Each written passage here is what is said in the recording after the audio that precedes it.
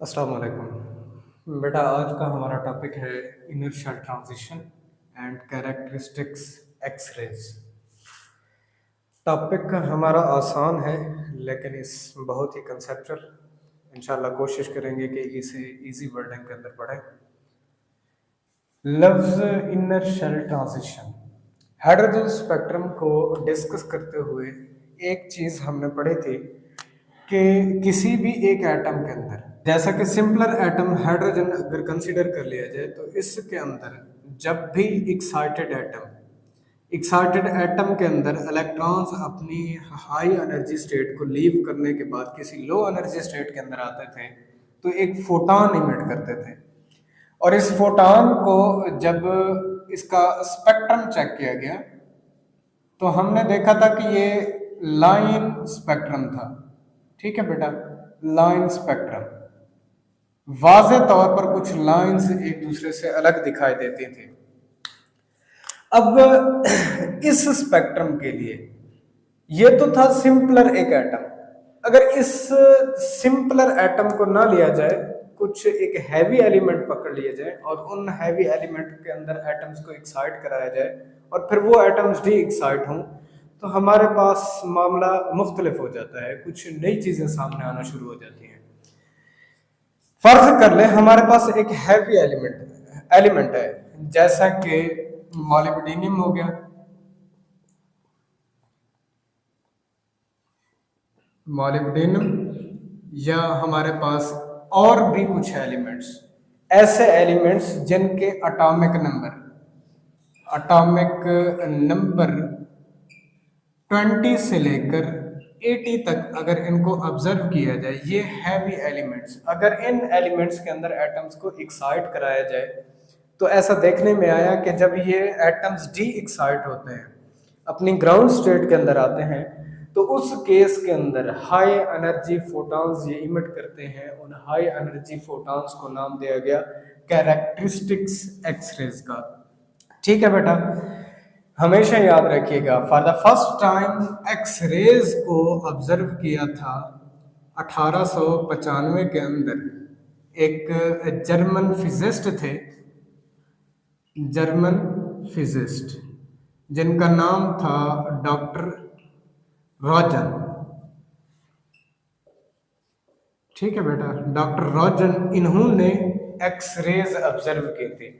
इन्होंने देखा था मेटल के ऊपर जब इलेक्ट्रॉन्स की हाई एनर्जेटिक बीम को इन्होंने डाला था तो हाई एनर्जी फोटॉन्स वहां से खारिज हो रहे थे, जिन्हें इन्होंने नाम दिया था एक्स रेज का।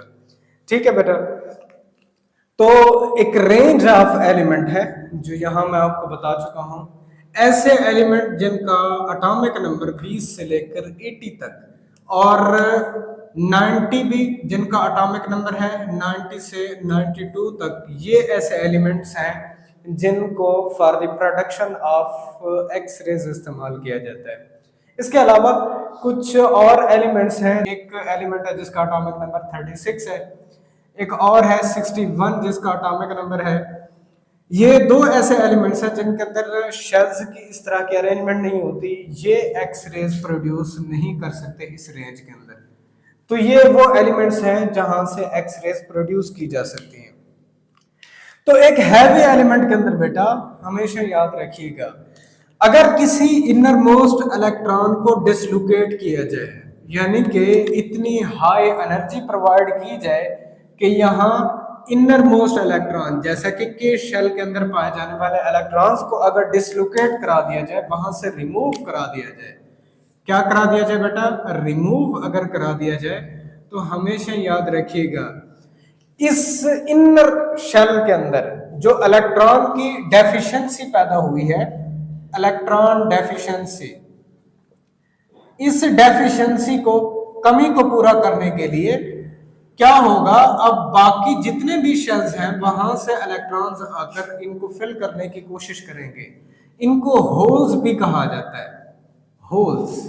ठीक है बेटा, बाकी शेल्स में से हो सकता है एल शेल में से जाकर इलेक्ट्रॉन इस होल को फिल करें, हो सकता है एम शेल में से इलेक्ट्रॉन जाकर इसको फिल करें, हो सकता है एन शेल में से जाकर इसी के शेल के अंदर प्रोड्यूस्ड होल को इलेक्ट्रॉन्स की डेफिशिएंसी को फिल करने की कोशिश की जाए, तो यूं एक हाई एनर्जी स्टेट से इनर मोस्ट शेल के अंदर जो डेफिशिएंसी ऑफ इलेक्ट्रॉन प्रोड्यूस हुई है, इसको फिल करने के लिए जब हाई एनर्जी स्टेट से इलेक्ट्रॉन लो एनर्जी स्टेट के अंदर जाएगा, तो जाहिर सी बात है ये रेडिएशन, फोटोन इमिट करेगा, आप जो भी नाम लेना चाहते हैं। यहाँ कुछ बुक्स के अंदर वो रेडिएशंस का लफ्ज इस्तेमाल करता है, कुछ बुक्स के अंदर उसने फोटॉन्स का लफ्ज इस्तेमाल किया हुआ है। तो एक ही चीज है बेटा, जब हाई एनर्जी स्टेट से लो एनर्जी स्टेट के अंदर इलेक्ट्रॉन्स को जाकर फिल किया जाएगा, तो उस केस के अंदर इलेक्ट्रॉन्स अपनी एनर्जी को इमिट करते हैं, फोटॉन्स की सूरत के अंदर अपनी एनर्जी को रेडिएट करेंगे। तो यूं इस डेफिशिएंसी को फिल करने के लिए अब जो फोटॉन्स इमिट हो रहे होते हैं, उन फोटॉन्स की एक बात ध्यान में रखिएगा बेटा, ये फोटॉन्स हाई इनर्जेटिक होते हैं, हाई इनर्जेटिक, हाई इनर्जेटिक, ठीक है बेटा।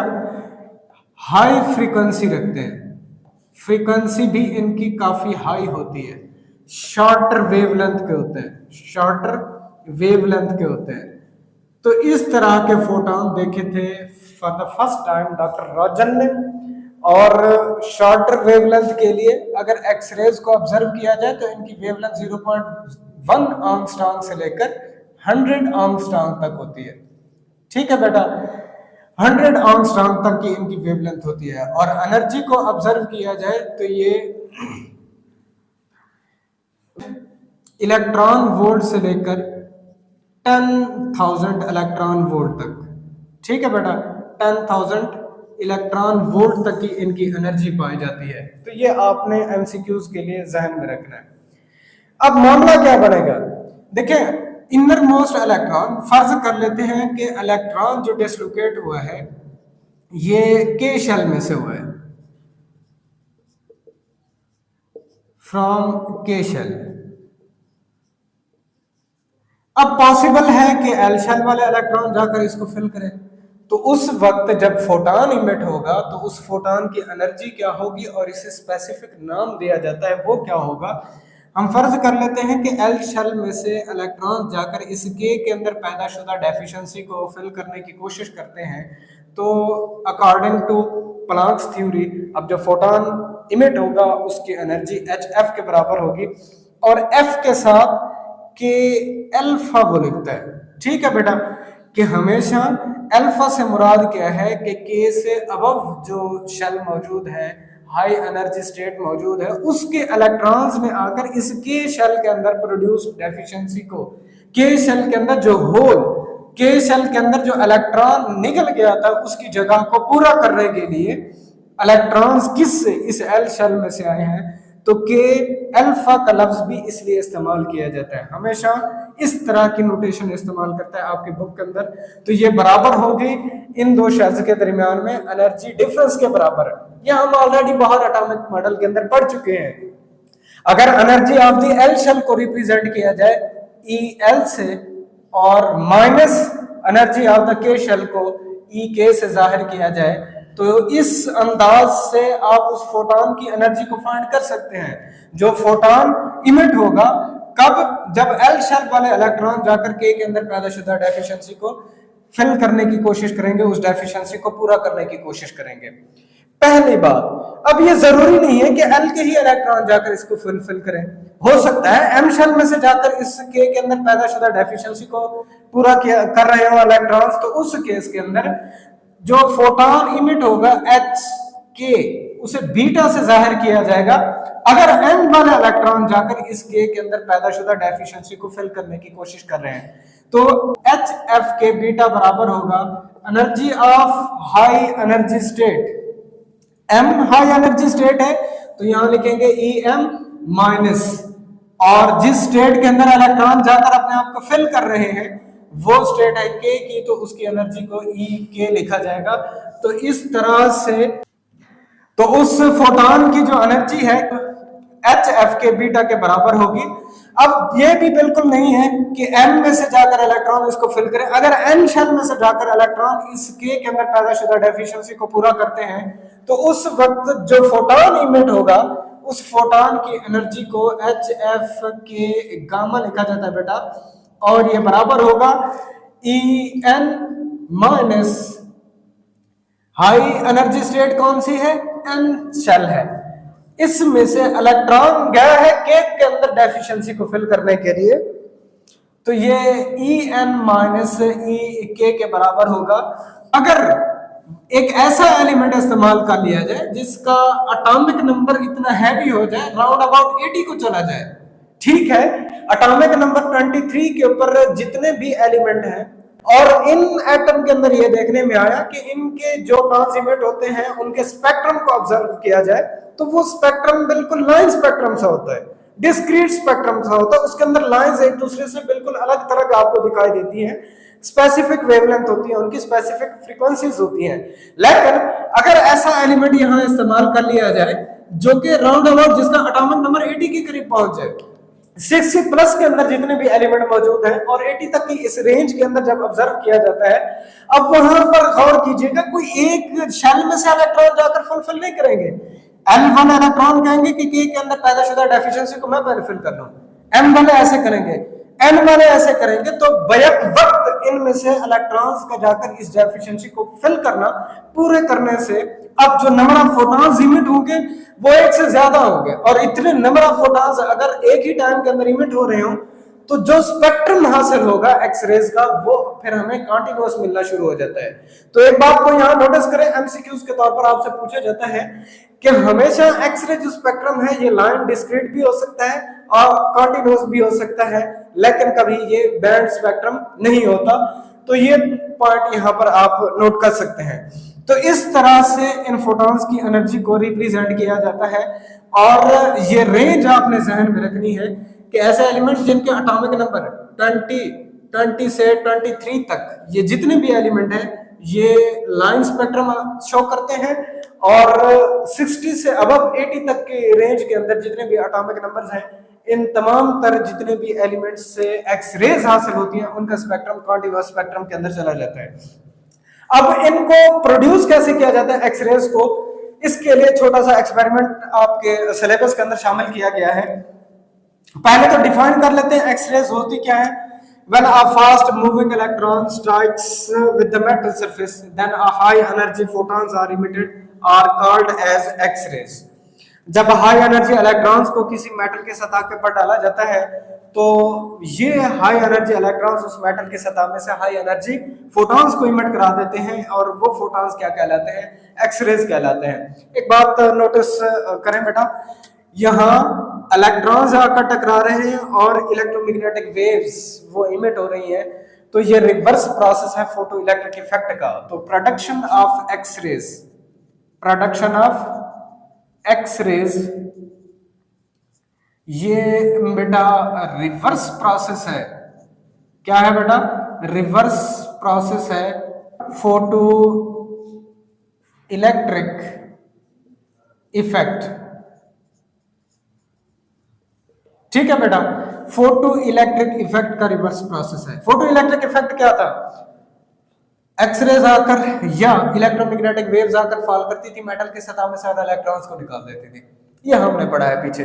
लेकिन अब अगर गौर करें एक्सरेज की प्रोडक्शन के अंदर, इलेक्ट्रॉन्स आकर मेटल की सतह से स्ट्राइक कर रहे हैं, टकरा रहे हैं, और वहां से एक्सरेज या इलेक्ट्रोमैग्नेटिक वेव्स वहां से इजेक्ट हो रही हैं, वहां से खारिज हो रही हैं, इमिट हो रही हैं।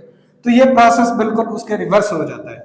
अब इनकी प्रोडक्शन किस तरह की है, यहाँ एक डिस्चार्ज ट्यूब इस्तेमाल की जाती है, डिस्चार्ज ट्यूब बेटा।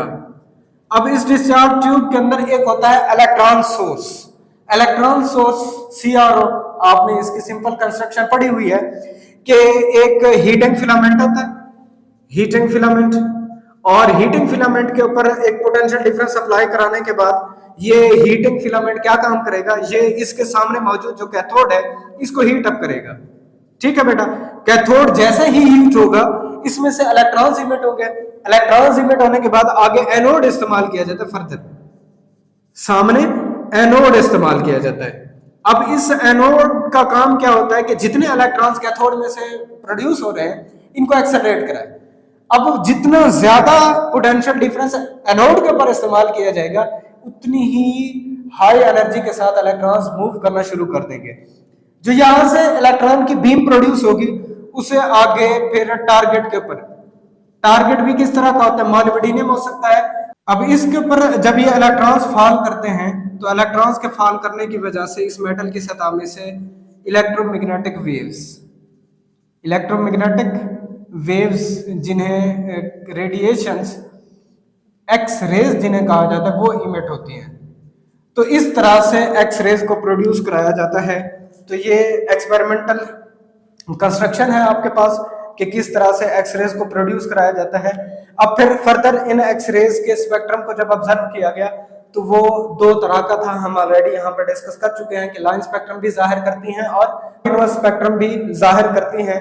तो ये दोनों तरह के स्पेक्ट्रम यहाँ से ऑब्जर्व होते हैं। उसकी वजह ये है कि जो एलिमेंट इस्तेमाल किए जा रहे होते हैं for the production of X rays, उनके अंदर जो शेल्स की अरेंजमेंट है वो डिसाइड करेगी कि इनका जो स्पेक्ट्रम है वो आइदर लाइन स्पेक्ट्रम रहेगा, डिस्क्रीट स्पेक्ट्रम रहेगा, या फिर वो कंटीन्यूअस स्पेक्ट्रम के अंदर चला जाएगा। तो ये थी प्रोडक्शन और कैरेक्टरिस्टिक्स एक्स रेज। कैरेक्टरिस्टिक का जो लफ्ज इस्तेमाल किया जाता है, हमेशा याद रखिएगा बेटा, जो एक्स रेज होती हैं वो रेंज ऑफ वेवलेंथ के ऊपर मुश्तमिल होती हैं। उनके अंदर कोई एक वेवलेंथ शामिल नहीं होती। तो इनके अंदर एक रेंज ऑफ वेवलेंथ होती है और रेंज ऑफ फ्रीक्वेंसी पाई जाती है। तो इसीलिए इनके लिए लफ्ज इस्तेमाल किया जाता है कैरेक्टरिस्टिक एक्स रेज का। ठीक है बेटा। तो दो तरह के स्पेक्ट्रम शो करते हैं, एक कंटीन्यूअस स्पेक्ट्रम और दूसरा लाइन स्पेक्ट्रम ये जाहिर करते हैं। ठीक है बेटा।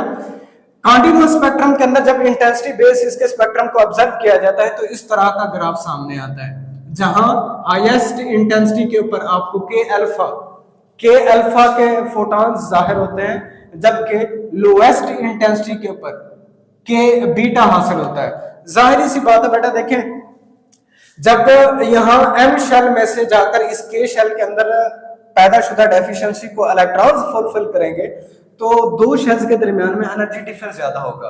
एनर्जी डिफरेंस ज्यादा है तो यहां से जो फोटॉन इमिट होंगे उनकी एनर्जी भी सबसे ज्यादा होगी, और एनर्जी अगर उनकी ज्यादा है तो हाई फ्रीक्वेंसी होगी, तो उसकी इंटेंसिटी कम हो जाएगी। तो इसीलिए के बीटा के लिए देखें इंटेंसिटी का लेवल कम है, जबकि के अल्फा के लिए देखें तो इंटेंसिटी का लेवल ज्यादा है। उसकी वजह एल शेल में से जब जाकर इलेक्ट्रॉन्स के शेल के अंदर पैदाशुदा डेफिशिएंसी ऑफ इलेक्ट्रॉन को फुलफिल करेंगे तो उस केस के अंदर दो शेल्स के दरमियान में एनर्जी डिफरेंस कम होगा।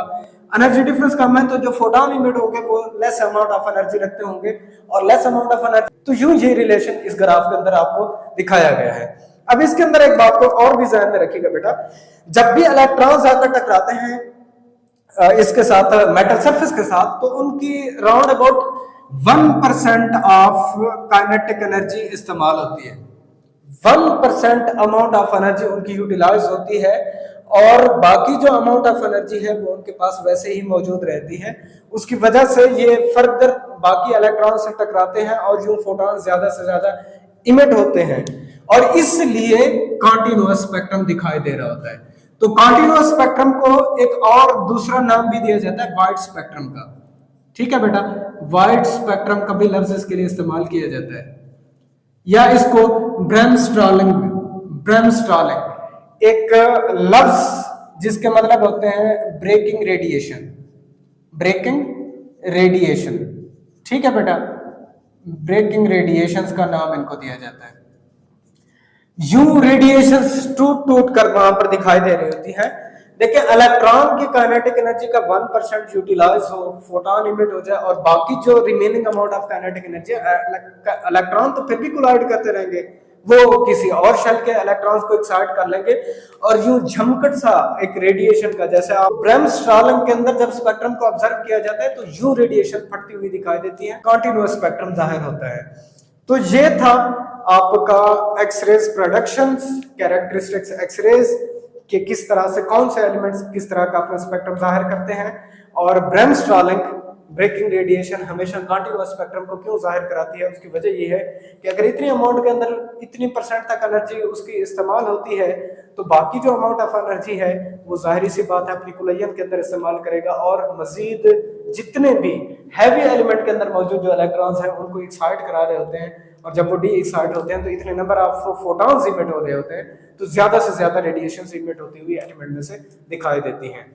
तो ये था आज का हमारा टॉपिक प्रोडक्शन ऑफ एक्सरेज के ऊपर और इनके स्पेक्ट्रम के ऊपर, किस तरह से इनको तैयार किया जाता है और पहली दफा किसने ऑब्जर्व किया था। आई होप वीडियो आपको पसंद आई होगी। इंशाल्लाह अपने नेक्स्ट लेक्चर में मिलेंगे, तब तक इजाज़त दीजिए। अल्लाह हाफ़िज़।